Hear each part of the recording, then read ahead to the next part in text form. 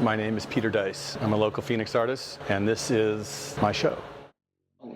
Over the years, I have worked in very complex forms, a little bit more complex than this out here, where it was all about the lines, the fluidity, the movement, everything entangling and feeling that sort of energy.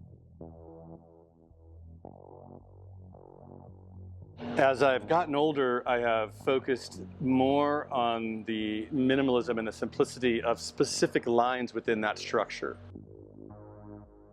I like to say that my mom is insane, but if she sees this, she would be very upset at me. But you can still put that in there. My mom was like a biology major, California surfer. My dad is an engineer.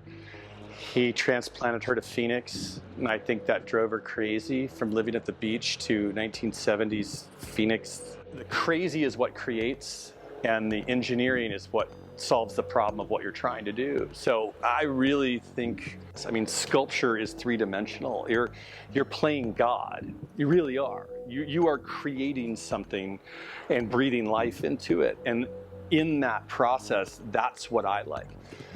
It's not that I don't care about the end, but it's not as important to me as getting there. As the studio I had at my house, I kept burning shit down, like the fence, the neighbor's barn, So I asked her if I could use this lot for about 3 or 4 weeks to work on a large piece for a show, and that was 20 years ago. I came in, put up these walls, the studio goes back there, planted this tree from a seed, actually the day that my son was born. I have 2 kids. Their mom passed away in October. She died in October, and that's right when the winter began to approach. The trees died, the river died back, and I got to see death and death. So death of a river that was green and lush and birds and sea lion or sea river otters, etc., and horses go down to just me. And so it was this sort of cathartic moment where I was processing her death, and the river was dying as well. As that river came back around and the buds came back out and the birds came back out was when this piece was being finished. And it dawned on me, it was like this whole life cycle where I know she's dead, but it's not dead like dead gone. It's dead gone for me. This cycle where the water goes away, the green goes away, the animals go away, but they all just come back around in their own way. So the water started to flow again. The greenery came back, and it was like, wow. It was kind of this moment. So this show I put together with this idea of the flow of the river. I don't consider myself an artist. I don't consider myself an engineer. I consider myself somebody who has ideas and then is trying to translate those ideas to share with other people.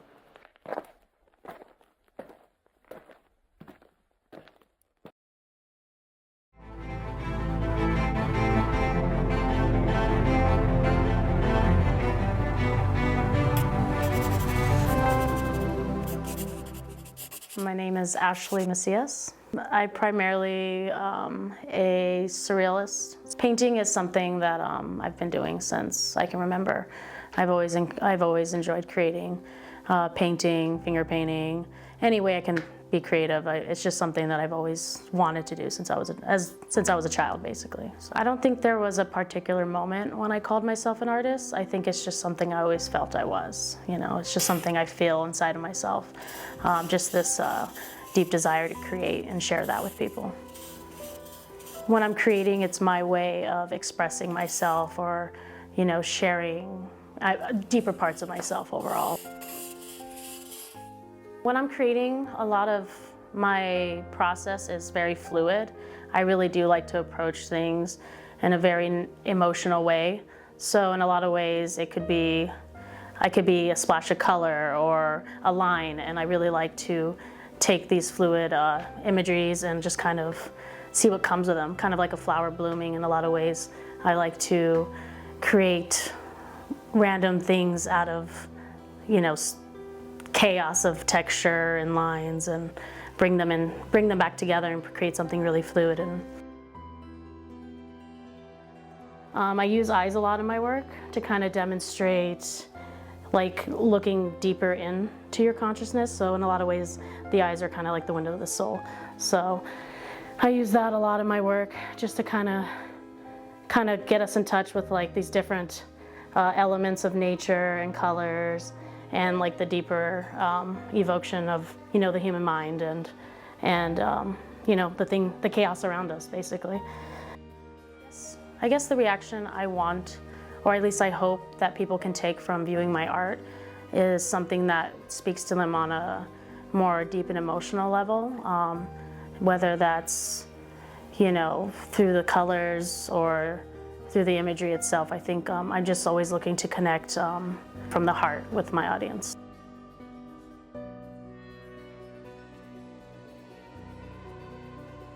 Art can be a really powerful tool. I really think that it can bring communities together, but also shed light on new perspectives. And I think it's really great to create those different perspectives so we can kind of have this diversity of, you know, creative minds and thoughts, and, you know, provoke thoughts.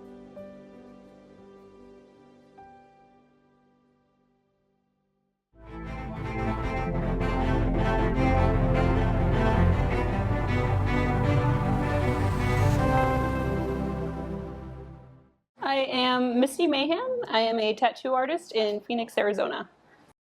I was drawing way before tattooing. Was painting, drawing as long as I can remember. Drawing first, so it all just came natural. I was introduced to tattooing when I was 14, and that was just something I always wanted to do as a career. And I wasn't sure. I know I always wanted to do some kind of art form as a career, but as soon as I was introduced to tattooing, I'm like, that's what I want to do. You're tattooing on skin, so it's definitely different than working with canvas or paper. So it's like a curved, pretty much, it's an alive canvas. Even the feeling is different. You know, you have to think too, what you're putting on a body, how is it going to look in 10, 20 years? So you kind of have to design a tattoo to what will look good in 15, 20 years. Someone wants an idea, like a bunch of little ideas into one spot, or something really tiny, that's a little difficult. So you kind of have to take away a few things than what would look good, you know, just on paper or canvas. So you have to think about those things as well. You're pretty much building a bond. These people are trusting you to put something on their body. It's definitely a bond because you're spending hours together. In my tribe and culture, tattooing was a part of my culture as well. So seeing those, you know, it's like, you know, tattoo art was, you know, here, you know, for centuries. They have different meanings, you know. For tattooing, it started off as a dark story. My tribe on my mother's side, that started off with like face markings. So that was to make sure, you know, these women, it was mostly the women that got tattooed. So make sure these women are from this tribe. So if, you know, women in our tribe were stolen or taken, they would know what tribe we were from. This one kind of came to me as, this is a bear skull, so I am a Bear Clan on my father's side, and I always incorporate purples, magentas, teals. It's definitely an honor, you know, because someone is getting your artwork permanently tattooed on them, and if they admire your work, that's a big honor.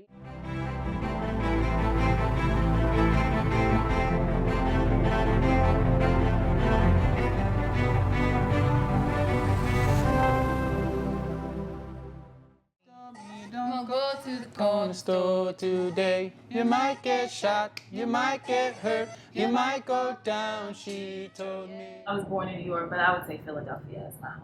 I'm from Michigan originally. I'm from Los Angeles, California. Phoenix, Arizona. So because we're all from different backgrounds and we have different type of musical experiences, That's what makes this so beautiful.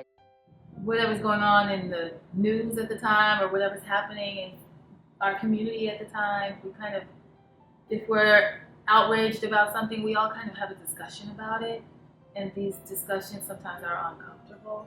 And that leads to a really great song, Afrobeat style, because it's meant to make you uncomfortable. The things that happen in the world today, there's so much to like even talk about, to raise a question, even if we don't have solutions, you know, and then that gives power, and we feel it back. And I believe it is a revolutionary, very political thing to write a song about the things that we write about and put it out and let the community members hear it and chant it and even rally them in some moments and instances.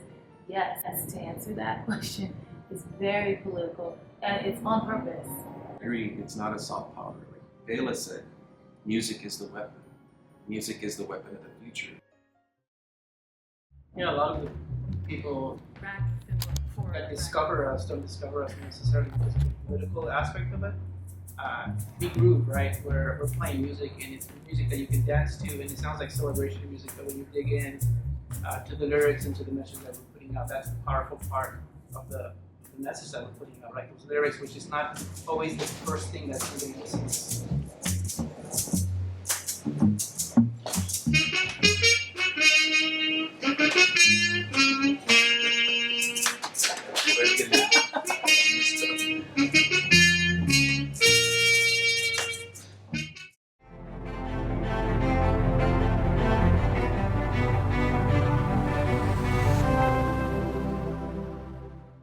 My name is Solomon. Think of myself as a figurative painter.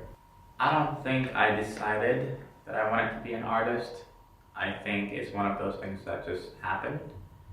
I was 5 years old in Gigadoo, a town in Guinea, when they had a civil dispute, and that, had me and my family relocated to a refugee camp. And the kicker was, I used to stutter. There's no way I could, in a way, transfer my thoughts through my mouth, out in the world. So I had to figure out a way to do that. So I found myself in the corner drawing and doodling. And that's how this came about. And around that time, even though I didn't have any references or any idea of what an artist was or what an artist do, I knew I wanted to be an artist.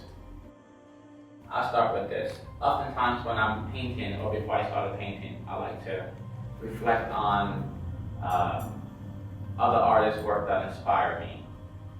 And these pictures come from a very prolific photographer from Mali, Misty Mayhem. I just finished a 15-foot by 8-foot painting, and I wanted to, in a way, reflect on what he was thinking in the mid-60s, early 70s when he captured these photos, these series. Mali had just gained its independence, and he recorded those moments. So I kind of wanted to, in a way, take his footsteps and use them to do what I do, do it in my own way. The self-portrait is the most difficult to paint because it allows you to peel the covering layers, right? It allows you to actually go deep within. When you have to sit down in front of yourself for X amount of hours, just looking at yourself and analyzing every pore, I mean, it's profound. You can't run away from yourself, right? I like to think of myself as an honest painter.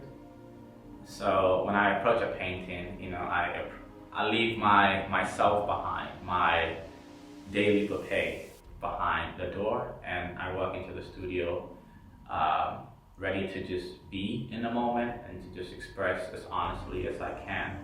And I think that's why people connect to my work, even if they don't have language to describe it, is because, I'm not afraid to peel the intimate layer. The artist has a responsibility responsibility to show the way, in a way. Because I think we've been blessed with this ability to see the future. And sometimes, we're the only ones that can pave the way for the rest of society to follow. We take situations that are not up to par, come in, make it beautiful, and then let everyone else come and enjoy it. And it's also the artist's responsibility to comment on society.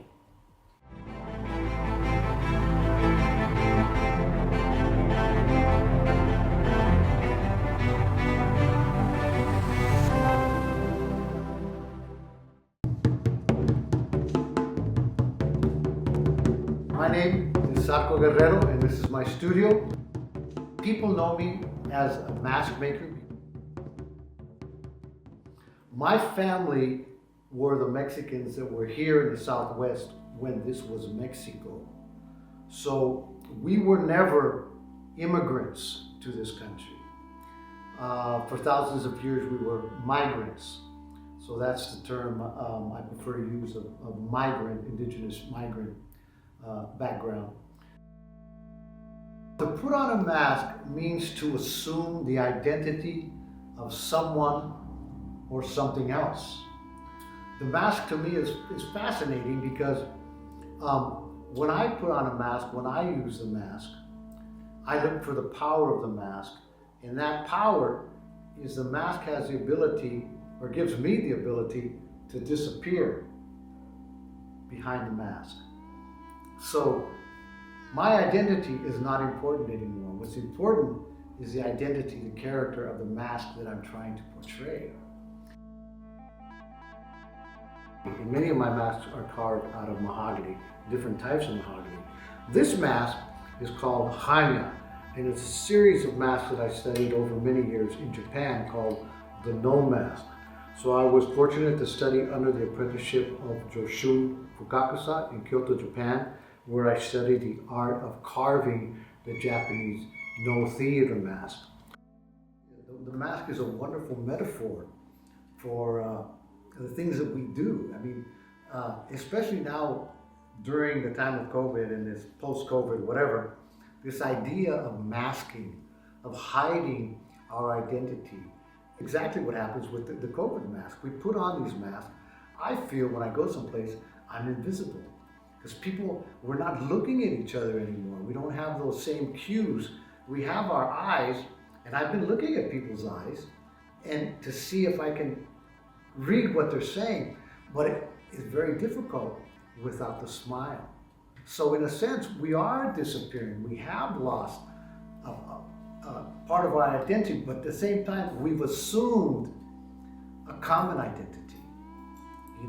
As a people, for whatever reason, now we're hiding behind the mask, which also serves as a shield to protect us from others.